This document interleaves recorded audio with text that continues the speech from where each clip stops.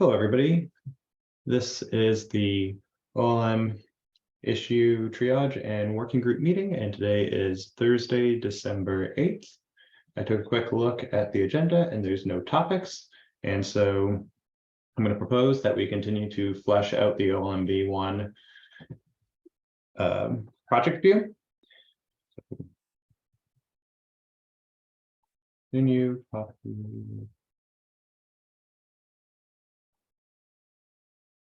And you can see that here. So I'm gonna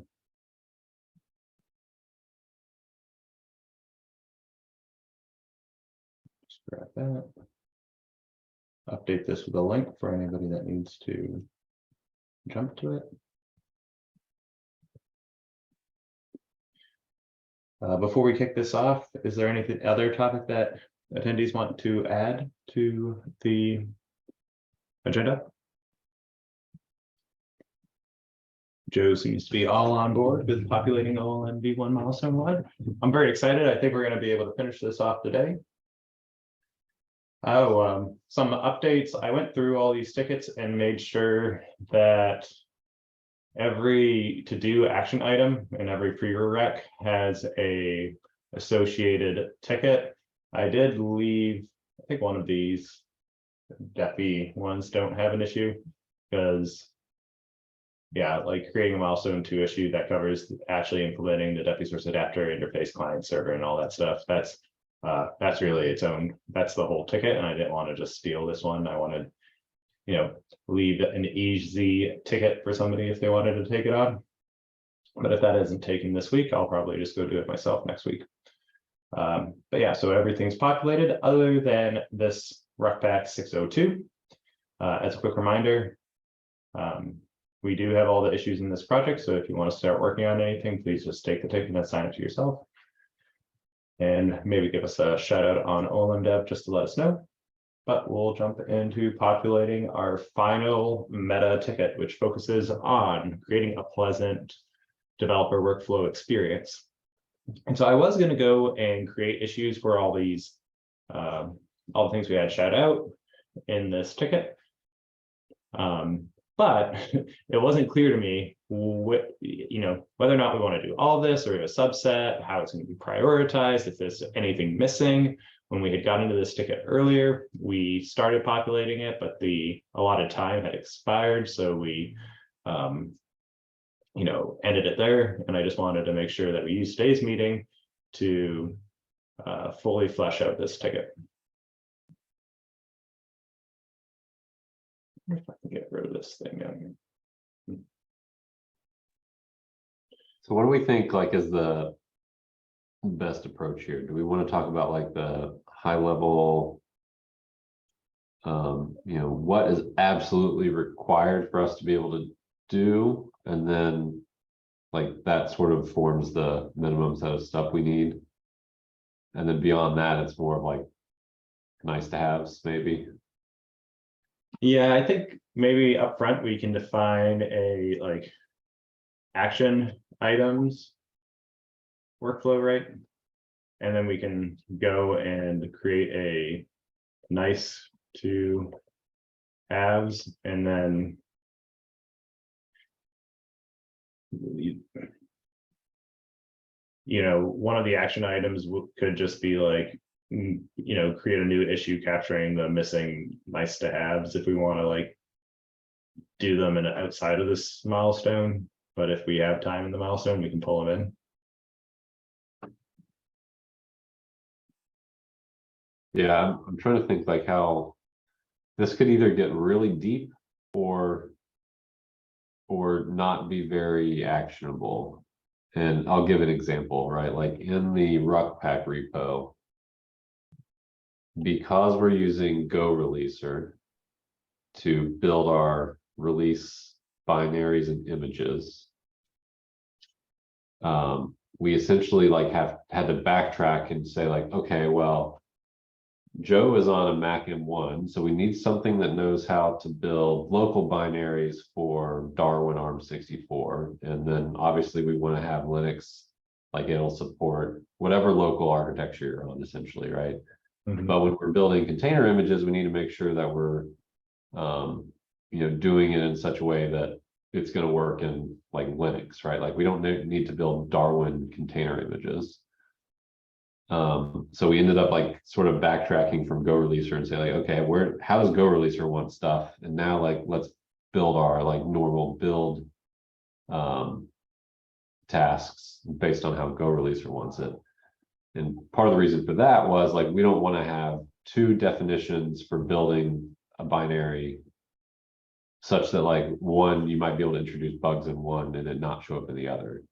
Right. So we try to come up with like a single path. Like, okay, if you want a container, first you have to build a binary, then you have to do this, then you have to do this, then you have to do this. But if you don't need a container, then you just do the first step, right? So it's always like the same steps. So I guess TLDR, I'm concerned that we won't be able to like do a super good job of describing everything that needs to really happen. That's fair. So what if we focus on defining the bare minimal things that we really need to have a decent developer experience in these action items, and then ideas that we think are good but probably need to be followed up on at a later point, those can go under this nice to have section, and we can move that into a separate ticket at some point. Yeah, maybe another way to do it too would be like say like here's what we want, and then like a separate section that says like, and here are some guidelines that need to be followed, right? That way we don't have to spell out exactly how, but at the end of the day, we need to check and make sure those guidelines were followed. Like we don't want a local binary build to use different build tags than the container binary build, for example. Okay. You know what I Okay, mean? so we're saying like guiding principles that we Right. really take on, and then Yeah. but we first like just kind of do a brainstorming session that will lead to those guidelines. Works. Yeah, it works. Okay, so let's just call that out then. Brainstorming. Okay, and then we have some of this stuff already generated. So it might make sense if we quickly just go over what guidelines we already have, and then we can start pulling potential work items into this brainstorming section. Actually, well, I guess we can really just grab that and throw that up there. That's weird. Okay.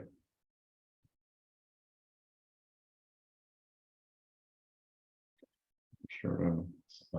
So just to kind of reiterate what we had talked about doing before, we spoke about creating a PR template that defines all the steps a reviewer should ensure. So I create a PR template that defines, I'm going to defines what steps a reviewer should take. Right? That's okay. So first one, PR templates. Are there any like simple checkboxes that we want to ensure that when somebody submits a PR, these are things that every reviewer should always look for or have a reason for admitting if the PR doesn't have those things? So first one was check for unit tests. Are there any other things people would like to see? I could see proper documentation is included, or like check the documentation's good. I wouldn't say proper. Proper is opinionated. I would just say documentation. That's fair enough. This is commit messages. Do we want to like, like squash commits when it makes sense, or do we have any? Some people like really get passionate about what is it like the linear history. Sorry, what was that? Linear history. I personally love linear history. I think,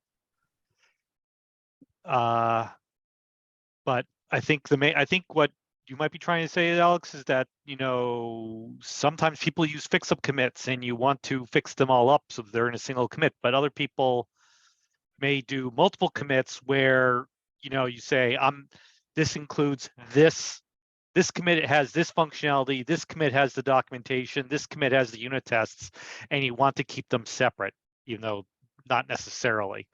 Is that what you're trying to refer to? Yeah, I've seen different people take different approaches where they, Right.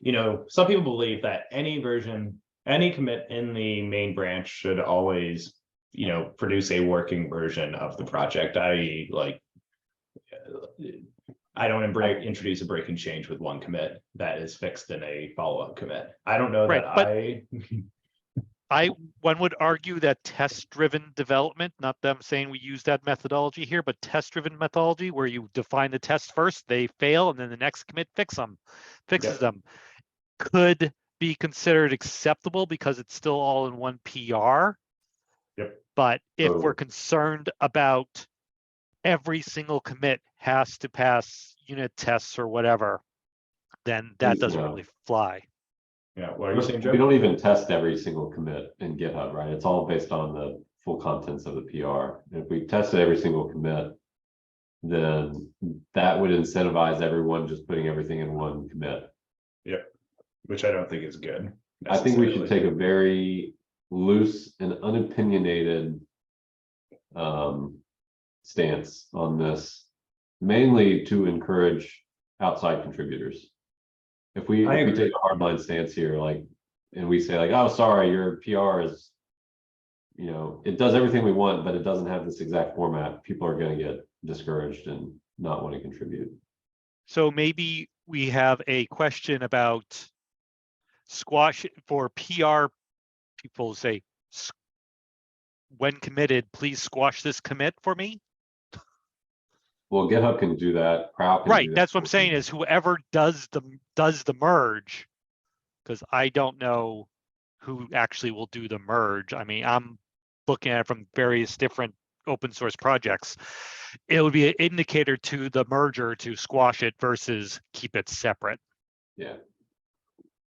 Even that, like, I don't even know if that matters that much to me personally, right? Like, all I really care about myself is like the head of the main branch passes CI. Yep, agreed. Yeah, I agree. Yeah, So I also agree with maybe not calling anything out specifically, like from the perspective of looking at somebody's PR, like if there's 60 commits in it and they're all like each like one line changes, then maybe I'll leave a comment and be like, hey, would you mind squashing this like when it's merged or something like that? But otherwise, I don't think. I think I it's agree like with reviewer that. discretion. I totally agree.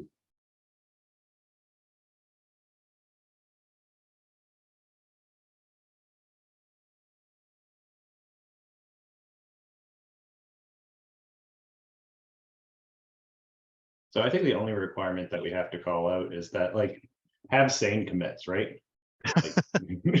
Like, you use best judgment when you're writing your commit messages, and if somebody thinks you made a bad choice, call it out. And I think that's all I want to get to into there. We don't have to do like 5270 or what is it, 7250 or any, like, do people care about that? 5072, I think. Yeah, it's 5072. I think the only comment that I would say that like maybe is something to consider is something that happens in the Qbuilder and Controller runtime projects, which is that every PR requires like a prefix in the PR title that says this is a breaking change, or this is a new feature, or there's a bug fix, this is a doc fix, this is other. And if we require that across the board, then it becomes really easy to build a change log that's like pretty. Other projects we haven't done that and it hasn't been that big of a deal. GitHub is pretty good about just like, if we use the GitHub changelog automation, like that works pretty well, although it doesn't differentiate between what different things are. But at least something we could think about. If we were going to do that, I think we would need to enforce it. Like controller runtime has a CI check that if you don't put that in your PR message, it fails and you won't be able to merge. But just food for thought, if that's something we think would be nice. Considering how we've talked about these kind of we're building a series of components, so we need to kind of, we've been talking about creating a release branch and then documenting all the changes. I think being able to automatically identify a PR in terms of bug fix a feature or doc change, like, I don't even know if we need a doc actually, but like, I think there's some real value in that. Do we know what? So Joe, could in your probably just- example. Yeah, I was just gonna look for, Yeah, I'm just curious what some code. suffixes they currently use. let me see if I can find it. Here you go. I think this is it.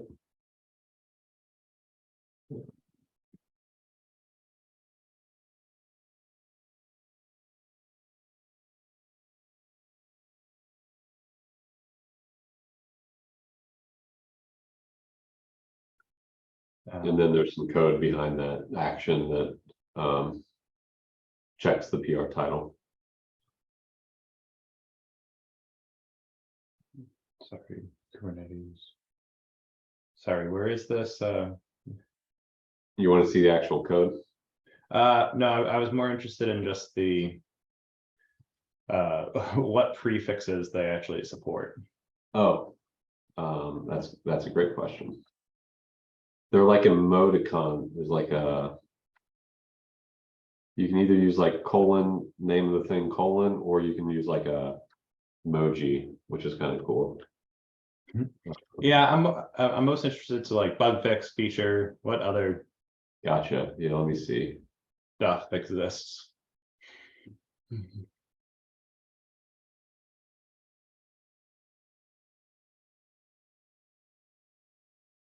Why don't you move on and I can Yeah. find that list. Do we require Git sign-offs? I know that was like a big thing in CNCF, but I don't think we need to introduce that right now. I mean, I think that's a good question. I kind of think this stuff is like immediately part of the operator framework, so therefore like part of CNCF, but I don't know, that's actually a pretty good question. Yeah, I think we can just add I would that. consider this to be CNCF as a default. Okay. Commits. Then sign off. Right.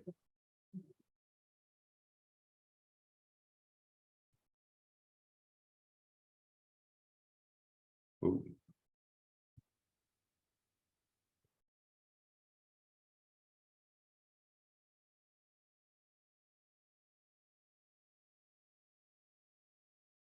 Okay, cool. So I think that's a good first.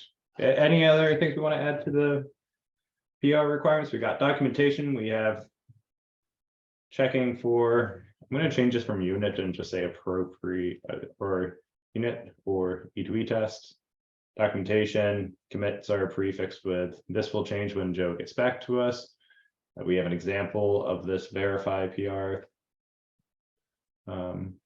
thing. We then have commits properly convey what's being introduced. Format is basically left to the discretion of the contributor and the reviewer. And finally, we have signed commits. Anything else we want to add?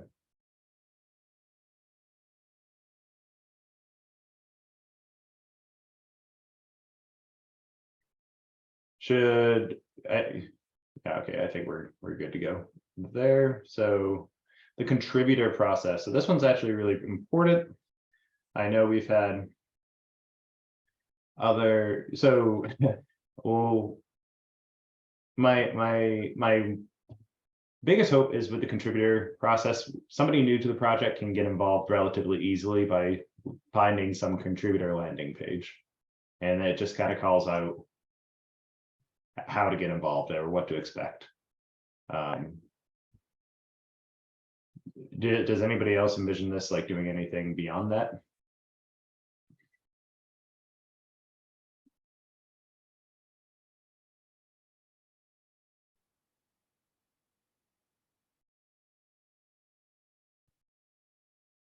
Okay, I'm just going to format this. So there are probably a few things I want to update. All right, can I just go back to commits are signed? What benefit does that bring? Yeah, that's a good question. There's Because it a, isn't actually digitally signed. It's just, hi, I'm going to add this line signed off by. It's a requirement of CNCF projects for some reason. yeah, So actually, even though it's the same, it would typically be the same as the author. yes. Yeah, I'm sure. Let's see. It's a reasonable Typically. question. So I know they had a document and it had some weird, if you look up the DCO Kubernetes thing, there was like some lawsuit that happened or something, DCO loss. I think it was CNCF, I'm not sure who was the, Developer certificate of origin.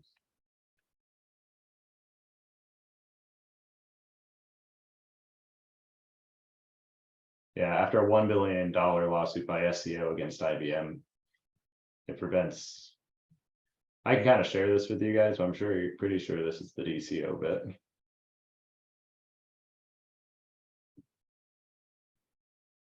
Yeah, I mean, that developer certificate.org is mentioned in the actual Git command line help.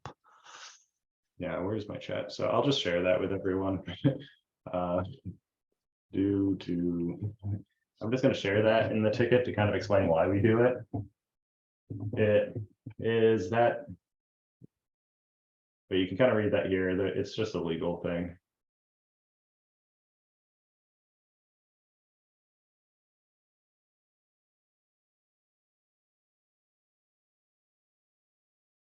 Yeah, I just find it odd because, you know, there is an author email address which should uniquely identify the author of it, but I guess you could fake it. Anybody can fake anything, so I don't know. The point is that they need to have the legal attestation of identity for contact purposes, and the implied one for email doesn't seem to be sufficient. Okay, so there's an explanation.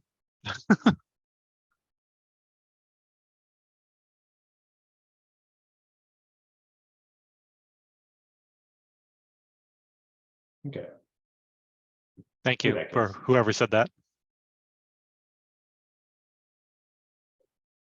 Cool. So documenting the contributor process. I think one of our things for the contributor process is just calling out specifically where to get them, like where to reach contributors, right? So like share communication channels like Slack or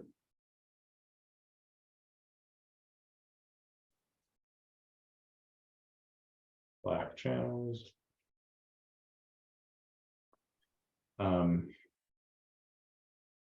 Defining the release process. We're going to describe permissions for certain workflows. Outline how new contributions can be made. Do we want to call out how you can become a LGTMer / approver?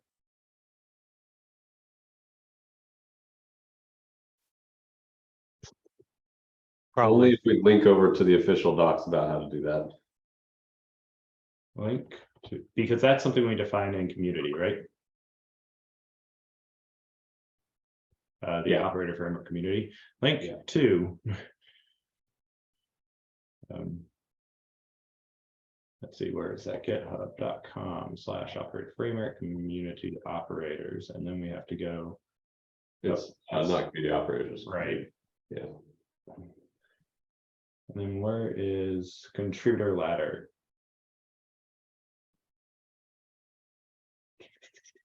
There we go.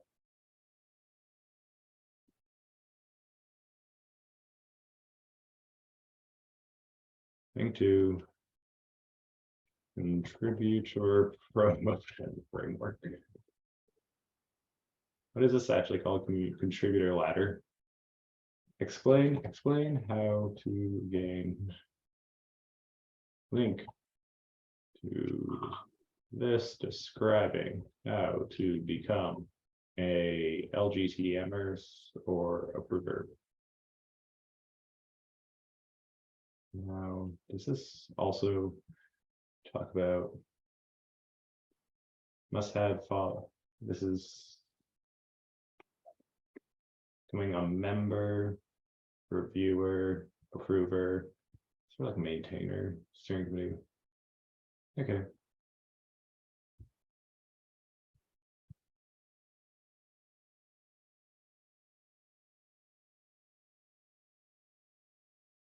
I think this kind of gets the point across.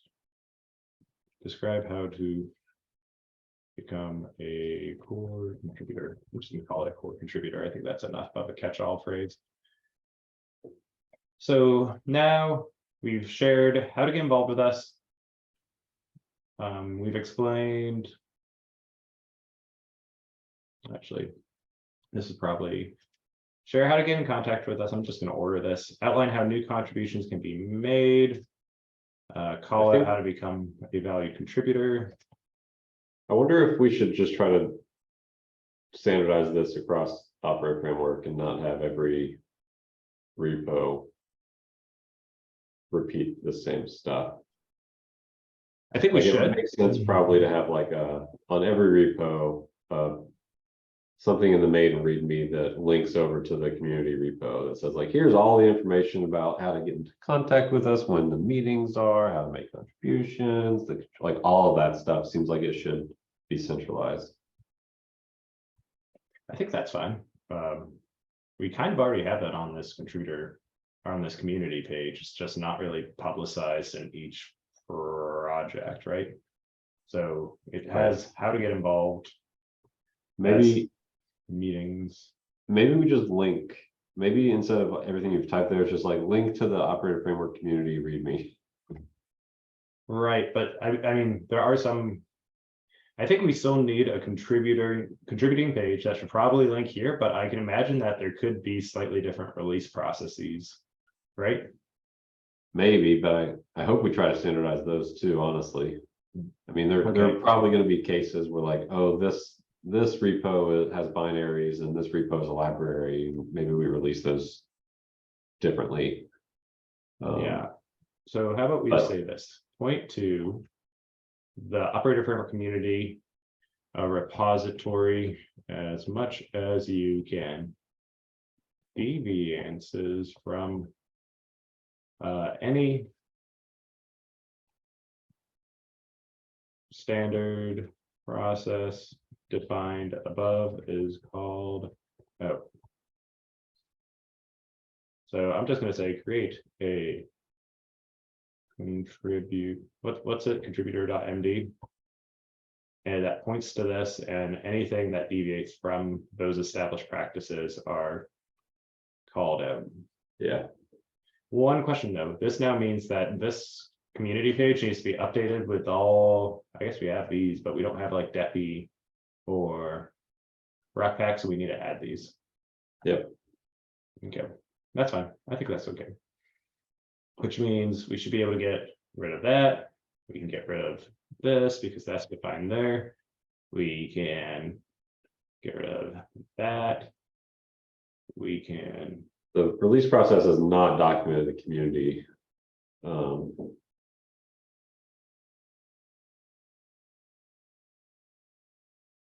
So that's something we need to think about somewhere. And,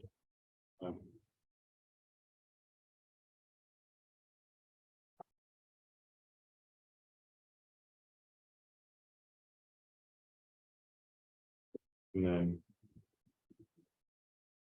we no longer need to include these permissions, right? Because that's kind of all called out on this contributing ladder thing. It says exactly what you can do, right? Yeah. All the privileges associated with this is called out.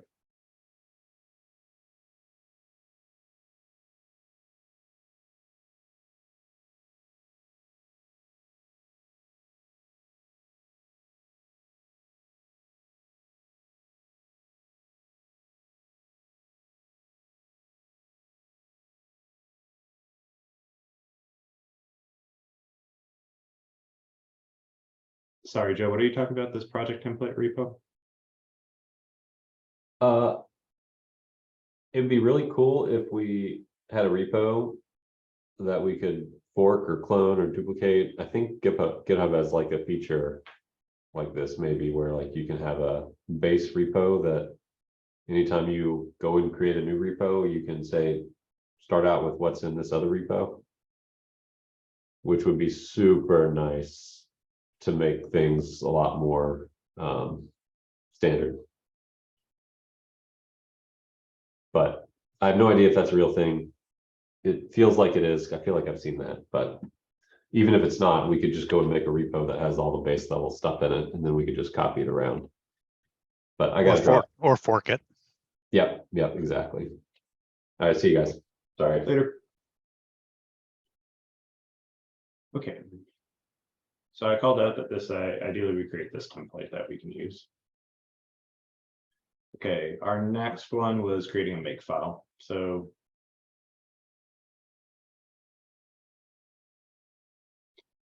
I think I'm gonna move this one up.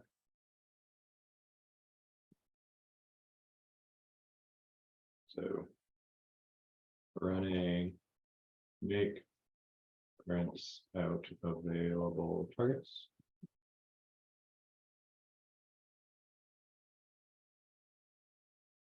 Okay, sorry, I'm just formatting.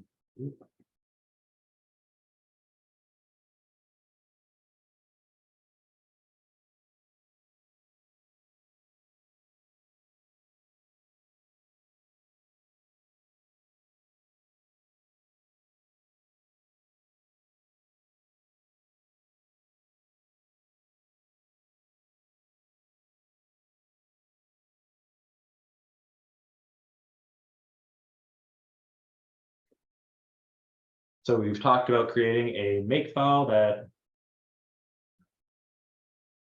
create a make file, and the make file should probably be consistent across most of our projects as much as it can, right?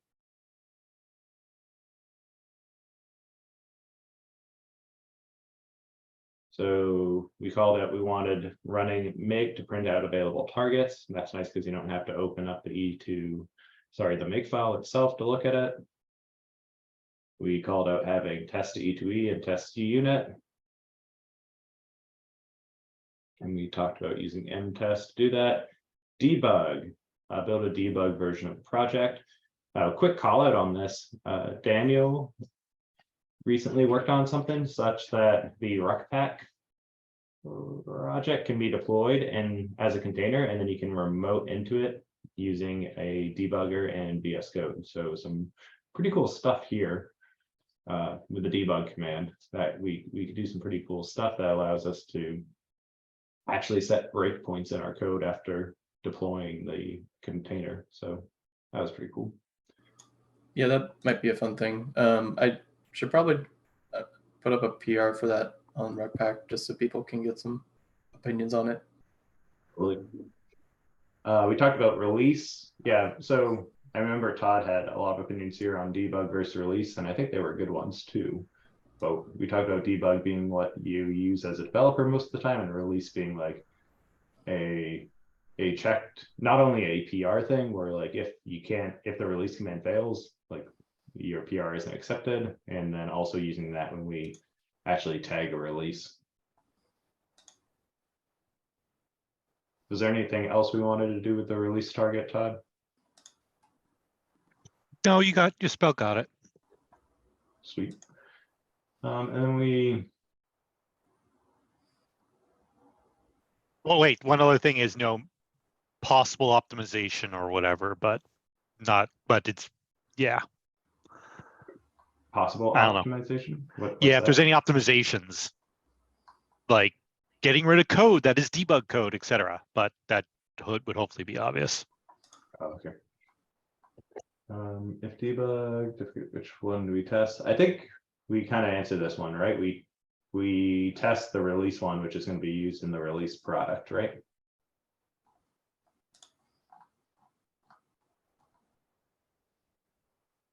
Yeah, and I think we kind of addressed this fault. It seems like there was a follow-up question added.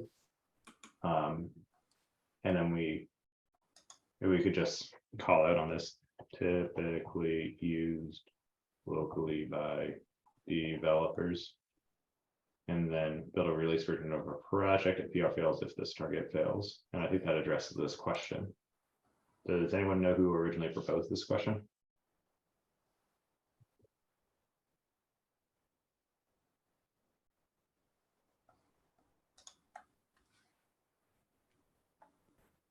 Okay.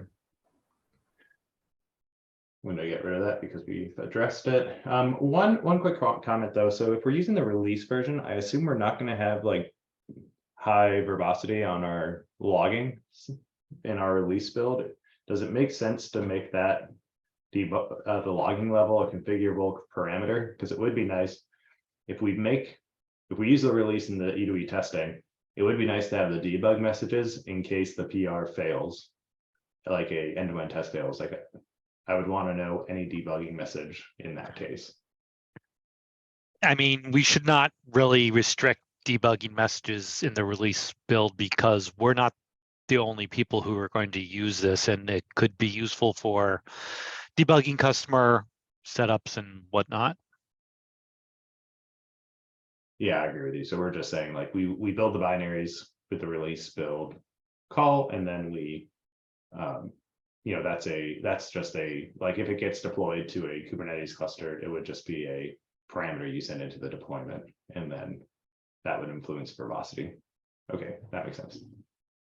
Right, but I mean, like the difference here is like if this were a C program, you in debug you would probably not optimize, and release you would optimize, you know, whatever is necessary. You may have some messages that are listed under debug, but I would certainly not get rid of all of them. Like if you're doing, I don't know, some case where you want to like double check an answer for some reason, I don't know, I'm just making stuff up as I go along, then that might occur in debug, but it wouldn't occur in release. Cool. Okay, that all sounds good. I don't even think Go has it. Does Go have like a optimizer like that? Yeah, I don't know. No, I don't think it has. That's why I'm,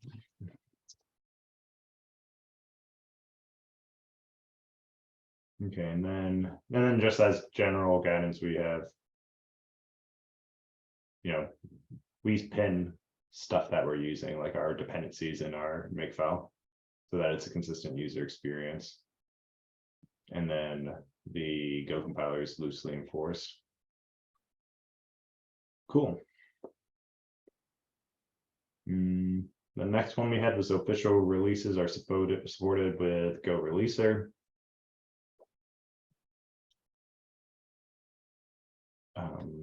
I don't think we need this one anymore because it's kind of called out in the debugging one, like you can just expand it, but we can leave that there. Oh, we already copied this up. Okay, cool. So I think Joe had some comments that he wanted to share here because he was talking about how they actually moved away from Go Releaser at some point. Didn't you mention that earlier?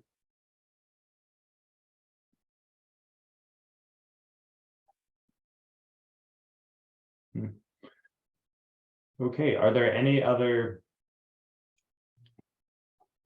positive developer experience items we want to add to this issue? We've talked about basically calling out our contributor process. We've talked about creating a nice PR template so that new contributors who just spin something up have a good idea what they need to do.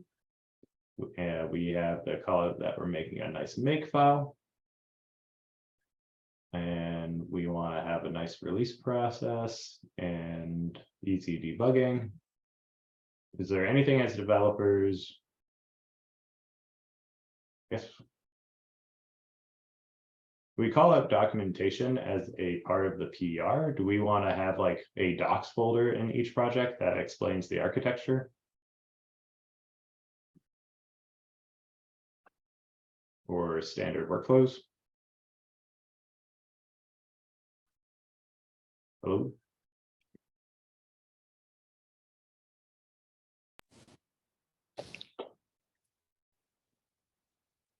I'm gonna add it because I want it made available in the repository.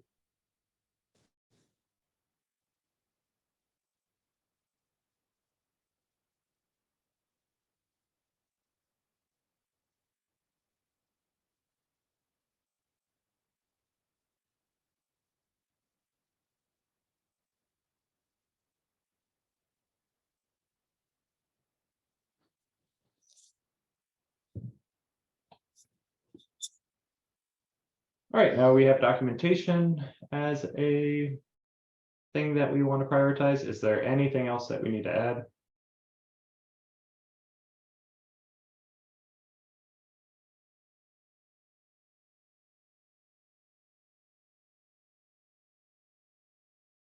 Okay, I'm going to take that as a no for now. So we have these guidelines.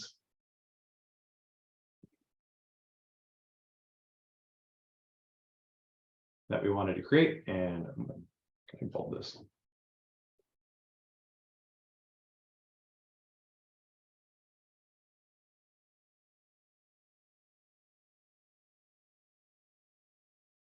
So we talked about RecBack and how great its makefile is, and we want to look at it and then extend those things to the other projects, and we want to make sure it has these features.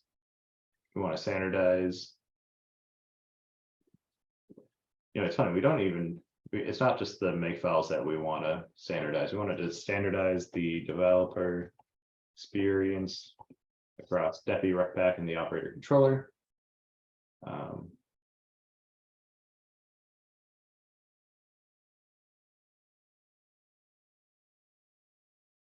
This almost seems related, so I'm just going to call out guidelines. RecBack should be referenced in generating this. We should first implement it in RecBack and then mirror it to other projects.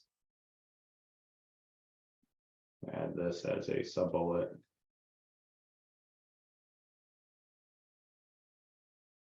Cool.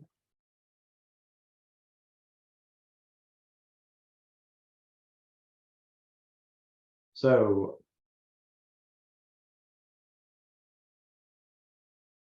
in terms of what we want to use for guidelines, do we think all of this should be done before milestone 1, or is there any part of this that we want to prioritize and say it, and then anything that we want to exclude from milestone 1?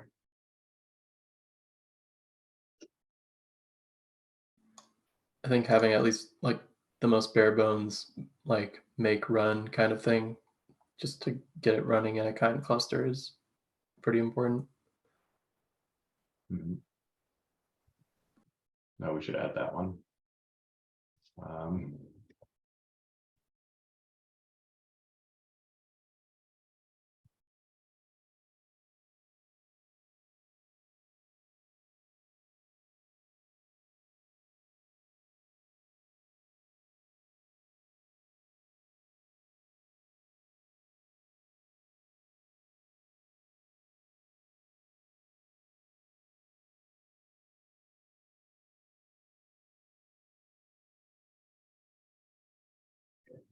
So I'm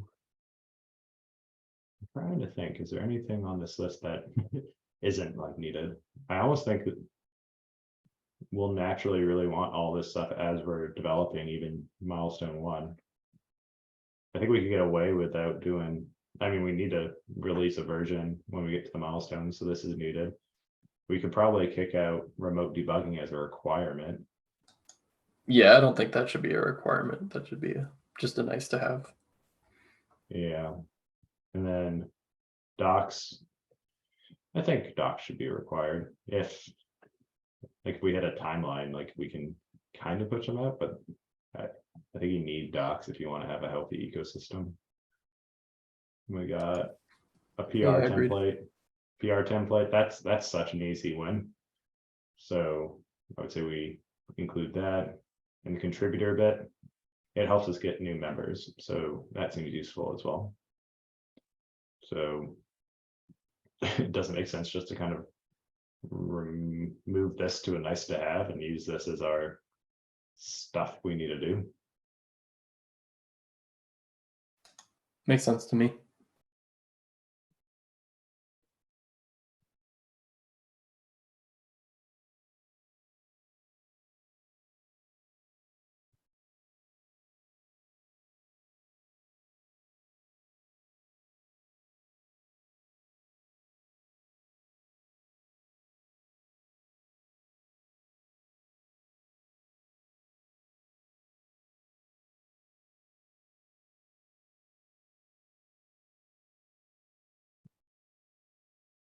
Didn't work like I wanted it to.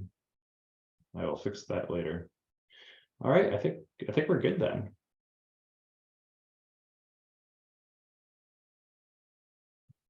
So I'll fix this up so it uses actual bullet points, but I'm pretty happy with how this looks. Is there anything else we want to do with our remaining time?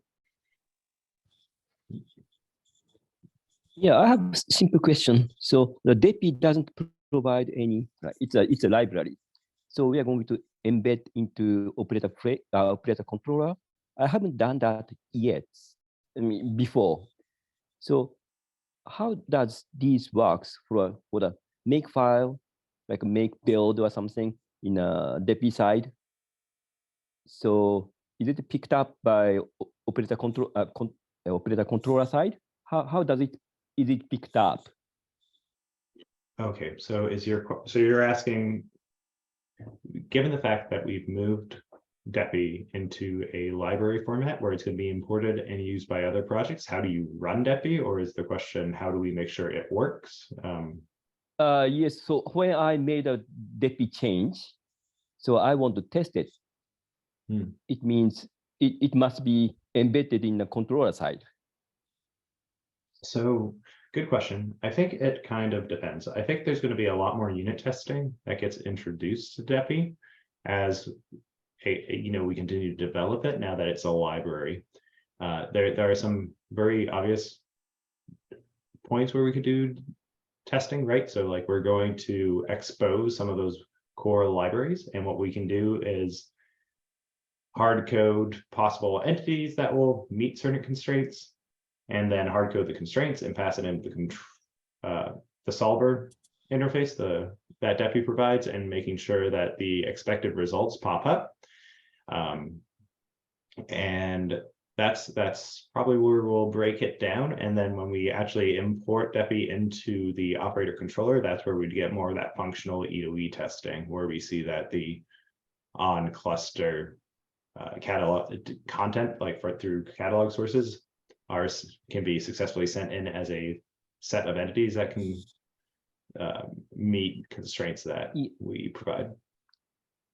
So yeah, I haven't done that unreleased version of the repository or Go library imported in the other project. So that hasn't happened yet. So we are going to release, create a release from the DEPI side. Then we are going to use that in the operator side. That is correct. Okay. So now we cannot, yeah. Sorry, what was that? No, yeah. So we haven't released anything, right? There are no release from DEPI yet. That is correct. So in fact, most of the code that people are going to need to use from DEPI is currently in an internal folder, which if you import a project or vendor a project, you can't use anything in those internal files. So we do have a ticket on the board that focuses on actually exporting the packages that provide the interfaces that a project like operator controller would need in order to use the DEPI project. So that is tracked. We just haven't done it yet. Then we are going to cut the release, then use in the operator side. Yep. Okay. And there's some stuff you could do before we officially cut the release, right? Like as soon as those methods are exported, you can reference specific commits, right? And pull in the DEPI project. But yeah, we'll need to cut an official release of the DEPI project before milestone 1 is completed. Okay, so yeah, I haven't done that, like import the committed version. So is there any like a guide? I mean, I don't know. Maybe there are standard process to do that, but I don't know that. I'm not familiar with that process. That documented somewhere. We are going to document that if we want to do testing, you are change in a DEPI side, in a end-to-end testing on operator side. Yeah, we could do that, but that's like a core Go thing. So if we looked at like Go, like Go pull in project at certain commit. I think there's like I definitely had to look this up. Yeah. I'm going to look up. Yes, sorry. I think it's Just like Go I'm not mod. familiar with that process. I think it's like Go mod get commit or SHA. It's like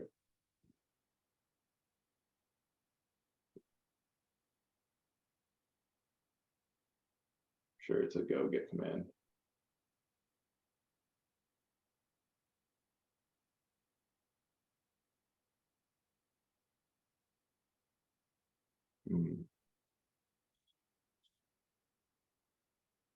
Go modular reference.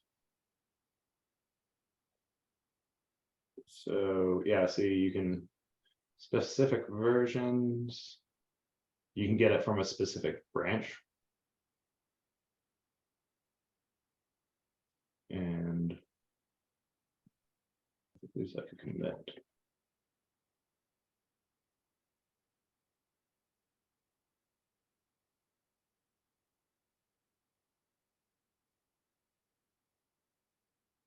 I can send this to you on the channel when I find it though.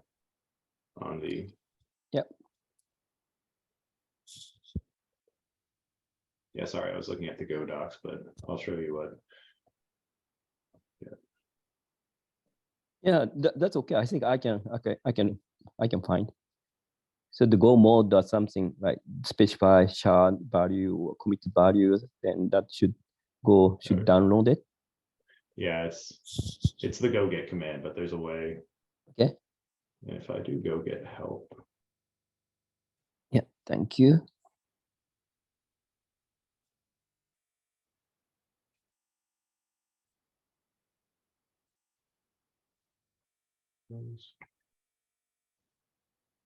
Yeah, you can get specific versions or. Okay. Cool. So I sent you the documentation there, but yeah, you can get specific commit SHAs and pull it in. I see.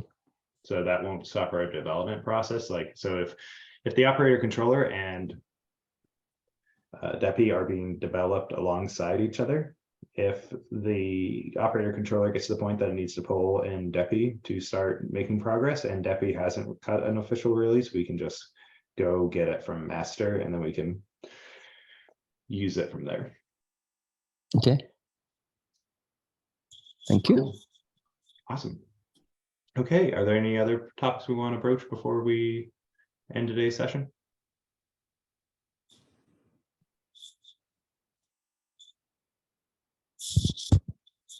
Okay, on that note, thanks everybody for being here, and I will see you all next week.